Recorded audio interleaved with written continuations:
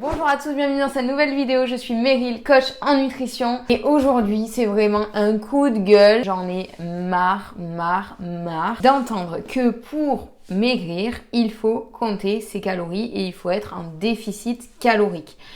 Je vais vous expliquer pourquoi je suis totalement contre cette façon de procéder, que ce soit pour maigrir d'ailleurs, mais également pour prendre du muscle ou tout autre objectif. C'est parti.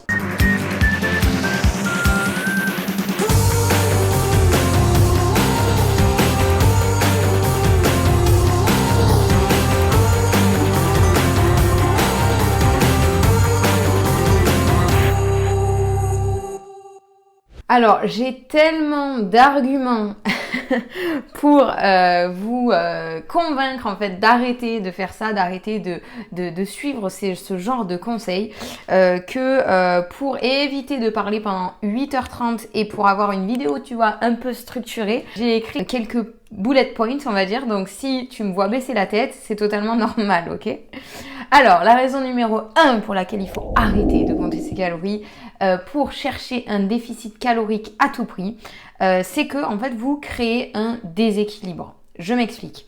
Quand vous voulez créer un déficit calorique, donc un déficit calorique, c'est quoi? C'est tout simplement consommer moins de calories que ce que vous en dépensez. Du coup, ce que les gens vont faire généralement, c'est qu'ils vont faire un peu plus de sport et ils vont manger un peu moins.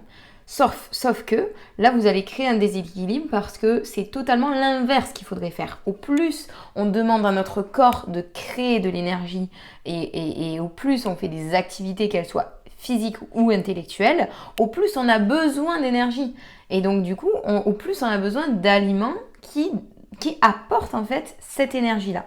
Et le fait de consommer, donc de baisser le nombre de calories que vous allez ingurgiter, donc que ce soit en quantité ou en qualité, eh bien votre corps ne va pas avoir assez d'énergie donc pour effectuer les activités que vous allez lui demander. Et du coup, lui, c'est pas un souci, hein, votre corps il va continuer à fonctionner, il n'y a aucun problème, il va pas tomber dans les pommes, mais par contre, il va venir chercher les nutriments dont il a besoin dans vos muscles. Et au final, notamment pour les gens qui font du sport et qui cherchent justement une prise de la masse musculaire, ils vont en fait créer totalement l'inverse. Au lieu de perdre du gras comme ils le souhaitaient pour prendre du muscle, mais en fait, ils vont perdre également du muscle. Ça va être un vrai désastre parce que la perte de muscle est méga néfaste pour la santé, également sur votre aspect, on va dire esthétique du corps. C'est-à-dire que quand vous allez perdre du muscle, vous allez avoir la peau qui va être plus flasque, moins distendue. Vous allez avoir une silhouette beaucoup moins affinée, tonique. Et en fait, ce que vous allez chercher, c'est une perte de poids et non une perte de volume. Ok ? Ça, cette distinction-là, elle est vraiment ultra importante à faire parce que c'est ce qui va faire que vous allez vous détacher de la balance et que vous allez enfin apprendre à vous apprécier, à vous regarder dans le miroir. Je m'explique. Quand vous perdez du muscle, vous perdez du poids. Ça, c'est clair, net et précis. Mais par contre, quand vous allez vous regarder dans le miroir, mais vous n'allez pas forcément avoir la silhouette qui vous faisait rêver en pensant que vous allez l'avoir à 55 kg.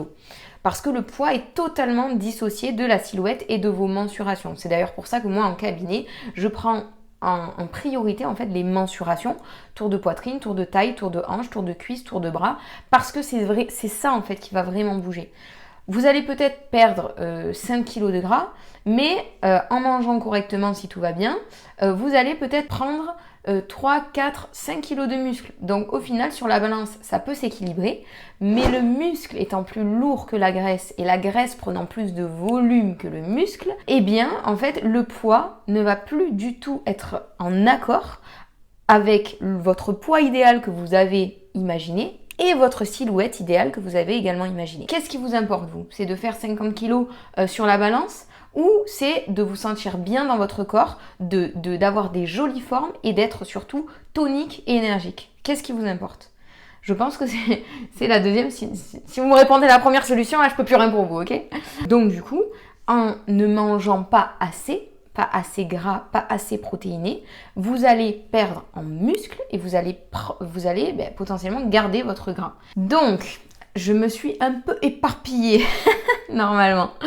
Mais ce sujet me tend à mort parce qu'il y a des personnes, notamment des influenceurs sportifs, machin, qui ont une grosse communauté, donc qui ont une prise de parole qui va impacter énormément de gens et qui sortent ce genre de débilité.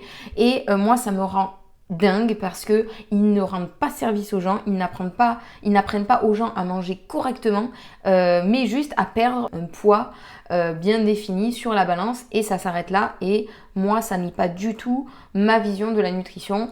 Sachez que on mange pour être en bonne santé avant tout, pour effectuer des activités dans la journée, pour être mentalement et intellectuellement serein, apaisé, mais également aussi énergique, ne pas manquer d'énergie, ne pas être fatigué après les repas, pendant les repas, à la fin de la journée, en début de journée, etc. Et la conséquence à s'alimenter correctement, c'est qu'on va mincir, c'est qu'on va perdre du gras inutile au corps, c'est qu'on va perdre de l'eau inutile au corps et c'est qu'on va prendre du muscle. Voilà, c'est ça en fait ma vision de la nutrition et c'est pas perdre 10 kilos en 20 jours. Non, c'est pas du tout bon, c'est pas du tout sain en fait pour la santé que de perdre rapidement du poids. Vous le savez aussi bien que moi et je suis sûre que vous l'avez expérimenté, du poids qui est perdu rapidement, vous le reprenez rapidement tout simplement parce que c'est une perte de muscle. Vous le reprenez directement après avoir arrêté votre régime, si ce n'est plus, ok ? Donc, quelle est l'utilité ? Dites-moi-le, aucune, on est d'accord. Bon, je vais essayer de me recentrer parce que là, vous voyez, je me suis un peu emballée là, c'est n'importe quoi, j'ai même plus suivi mon plan dès la première phrase, j'étais déjà ailleurs. Ok, donc si je reprends correctement, le déficit calorique et le comptage de calories, si vous l'utilisez comme un moyen pour mincir, vous allez vous focaliser sur la quantité et non pas sur la qualité. Je m'explique. Vous allez en fait diminuer du coup le nombre de calories, ok ? Mais sans se dire, ok, je diminue le nombre de calories, mais quel type de calories je vais manger ? Vous voyez ce que je veux dire ? Donc vous allez vous concentrer, je le répète, sur la quantité et non pas la qualité. Si vous mangez 100 calories issues d'un bon fromage, notamment au petit déjeuner, ces 100 calories-là vont vous apporter de l'énergie pendant 12 heures. Si vous mangez 100 calories issues de chou-fleur, le corps va utiliser ces calories-là en 20 minutes. Donc au bout de 20 minutes, il n'aura plus assez d'apport énergétique pour effectuer les activités que vous allez lui demander. Et donc du coup, le réflexe du corps, ça va être quoi ? Ça va être ok, tu me donnes pas ce qu'il me faut par l'alimentation, il n'y a pas de souci, moi je vais le taper dans vos muscles. La deuxième raison, bon même si là j'en ai balayé beaucoup de raisons dans un premier point on va dire, c'est que vous allez avoir tendance à mal manger ou en tout cas vous n'allez pas apprendre à manger correctement. Ce qui va se passer quand vous allez partir sur un régime comptage de calories, dans l'optique je le répète d'être en déficit calorique pour perdre du gras. Vous allez par exemple vous fixer 1800 calories parce que vous considérez que dans votre journée, vous dépensez plus de 1800 calories. Ok ? Jusque-là, ça va. Sauf que ces calories-là, on ne va pas vous dire mangez un avocat plutôt qu'un Big Mac. Ok ? Pour vous, je dis n'importe quoi, un avocat, ça va équivaloir à une demi-tablette de chocolat. Donc du coup, si vous mangez l'un ou l'autre, c'est exactement la même chose dans l'optique de ce comptage de calories-là. Donc vous, qu'est-ce que vous allez faire ? Bien entendu, grand fan de chocolat, vous allez manger votre demi-tablette de chocolat en étant persuadé que dans tous les cas, vous rentrez dans les clous des 1800 calories et que vous allez perdre du gras.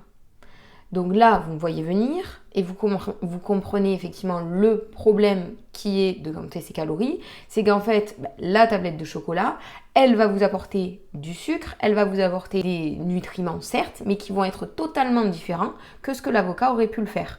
Et en plus de ça, on rentre du coup dans un genre d'excès qui n'est pas contrôlé par le comptage de calories parce que vous vous dites, ok, moi, je prends double Big Mac au McDo, je m'en fous, dans tous les cas, ça rentre dans mes 1800 calories.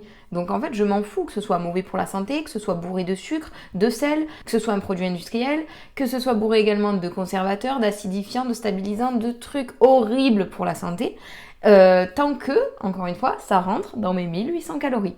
Et donc, du coup, vous allez, en mangeant de cette manière-là, donc mal, perdre du muscle. C'est inévitable. Croyez-moi, c'est inévitable. Ok ? La troisième raison, c'est que vous risquez, en tout cas, de ralentir votre métabolisme. Comme je le disais tout à l'heure, vous allez vous concentrer en fait sur la quantité et non pas sur la qualité. Et donc, c'est-à-dire que la quantité, vous allez la réduire peu à peu. Ok ?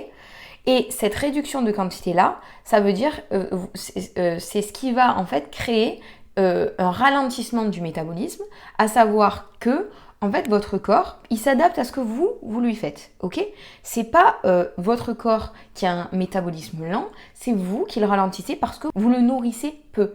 Et donc, du coup, le corps, comme vous allez le nourrir peu, votre métabolisme, donc toute la partie qui permet de digérer et de gérer les aliments que vous lui donnez, n'a pas besoin de fonctionner à fond.